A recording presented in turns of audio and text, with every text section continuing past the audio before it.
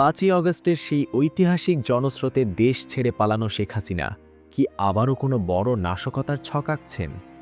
দিল্লি থেকে ভার্চুয়াল বৈঠকে দলীয় নেতাদের দেশে ফেরার নির্দেশ দিয়েছেন তিনি। কিন্তু প্রশ্ন হল, ছাত্র জনতার রক্তে রঞ্জিত হাতে তিনি কোন সাহসে আবার মাঠে নামার কথা বলছেন? ২৬শে মার্চ স্বাধীনতা দিবসকে ঢাল বানিয়ে নিষিদ্ধ আওয়ামী লীগ কি দেশে নতুন কোনো অস্থিতিশীলতা তৈরি করতে চায়? আজ আমরা উন্মোচন করব দিল্লির নিরাপদ আশ্রয়ে বসে হাসিনার সেই মাস্টার প্ল্যান এবং তারেক রহমানকে নিয়ে তার নতুন আতঙ্কের নেপথ্য কাহিনী।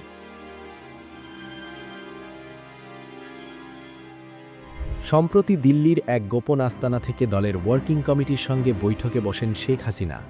সেখানে তার কণ্ঠে শোনা গেছে পুরনো সেই দাম্ভিকতা। তিনি নেতাদের নির্দেশ দিয়েছেন, এবার প্রস্তুতি নিন, সবাইকে দেশে ফিরতে হবে, নামতে হবে ময়দানে। কিন্তু পর্দার পেছনের খবর বলছে অন্য কথা। গোয়েন্দা সূত্রে জানা গেছে এটি আসলে একটি আত্মঘাতী কৌশল। হাসিনা চান তার মাঝারি ও তৃণমূলের নেতারা দেশে ফিরে গ্রেফতার হোক। এরপর কারাগারকে কেন্দ্র করে এক ধরনের মাজলুম ইমেজ তৈরি করে আন্তর্জাতিক মহলের সহানুভূতি পাওয়ার চেষ্টা করা হবে। মূলত ছাত্র জনতার অভ্যুত্থানে বৈধতা হারানো এই দলটির এখন শেষ ভরসা হল কারাগারের দেওয়াল আর দিল্লির আশীর্বাদ।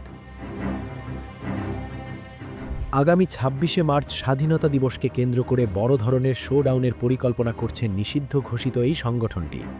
তাদের টার্গেট সাভারের জাতীয় স্মৃতিসৌধে ফুল দিয়ে রাজনীতির ময়দানে নিজেদের অস্তিত্ব জানান দেওয়া। শুধু তাই নয়, দেশের অন্তত ৩৯টি স্থানে প্রতীকীভাবে দলীয় কার্যালয় খোলার চেষ্টা চালাচ্ছে তারা। রাতের আধারে বা খুব ভোরে ঝটিকা মিছিল করে সোশ্যাল মিডিয়ায় ভিডিও ছড়িয়ে দেওয়ার মাধ্যমে তারা প্রমাণ করতে চায় মাঠ এখনও তাদের দখলে। কিন্তু সাধারণ মানুষ বলছে ভিন্ন কথা। খুনি হাসিনার এই প্রত্যাবর্তনের চেষ্টার জবাবে জুলাইয়ের বিপ্লবীরা আবারও রাজপথে নামার জন্য প্রস্তুত। এই বৈঠকের সবচেয়ে বড় দিক ছিল তারেক রহমানকে নিয়ে হাসিনার প্রবল আতঙ্ক। বাংলাদেশের গণমানুষের নেতা তারেক রহমানের ক্রমবর্ধমান জনপ্রিয়তা এবং আন্তর্জাতিক মহলে তার গ্রহণযোগ্যতা হাসিনাকে দিশেহারা করে তুলেছে। যে নির্বাচনকে হাসিনা সাজানো নাটক বলছেন, সেই নির্বাচনে বাংলাদেশের মানুষ তার ভোট বর্জনের ডাকে সাড়া দেয়নি বলে তিনি দাবি করেছেন, যা হাস্যকর ছাড়া আর কিছুই নয়। মূলত তারেক রহমানের নেতৃত্বে বাংলাদেশ যখন একটি স্থিতিশীল গণতান্ত্রিক ভবিষ্যতের দিকে এগোচ্ছে, ঠিক তখনই দিল্লি আর মস্কোর লবিস্টদের কাজে লাগিয়ে বর্তমান সরকারকে অগণতান্ত্রিক প্রমাণের মরিয়া চেষ্টা চালাচ্ছেন সাবের হোসেন ও শিরিন শারমিনের মতো পলাতক নেতারা। আওয়ামী লীগের এই নীল নকশায় সামিল হয়েছে ভারতের মদতপুষ্ট কিছু গণমাধ্যম ও টকশো বক্তা। বাগেরহাটের ত্রাস ছাত্রলীগ নেতা সাদ্দামের মৃত্যুকে কেন্দ্র করে যেভাবে একটি মজলুম বয়ান তৈরির চেষ্টা করা হয়েছে, তা দেশের সার্বভৌমত্বের জন্য হুমকি স্বরূপ। অপরাধীদের জামিন নিশ্চিত করতে এবং অন্তর্বর্তী সরকারকে বিব্রত করতে সামাজিক যোগাযোগ মাধ্যমে চলছে ভয়াবহ অপপ্রচার।